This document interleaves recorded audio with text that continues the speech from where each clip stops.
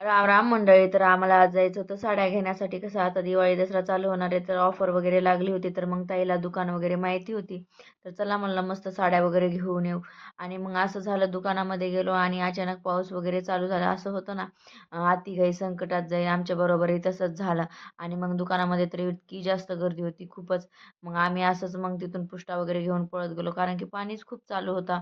आणि मग बाळाला माझ्या मामी त्यांच्या तिथं झोपून आले होते, कारण की मग सोबत वगैरे काही नेता येत नव्हतं. कसं पाणी पावसाचं काही सांगता येत नाही कधी चालू होतं त्याच्यासाठी. मग इतक्या मोठ्या साड्या होत्या की असं वाटत होतं ही घेऊ की ती घेऊ.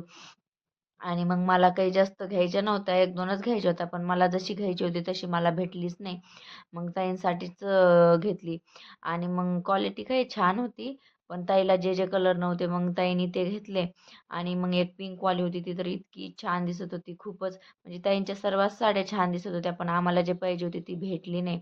तर मग जाऊ द्या म्हणलं, नेक्स्ट टाईम घेऊया. आणि ही पिंकवाली बघा किती छान दिसते.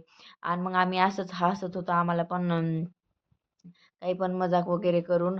आणि मग अचानक थोड्या थोड्या आम्ही सगळे ओल्ले पण झालो. आम्हाला खायचे होते वडापाव, पण पावसाने हाजरी लावली तर वडापाव पण राहिला आणि सगळंच राहिलं. मग तसेच आलो.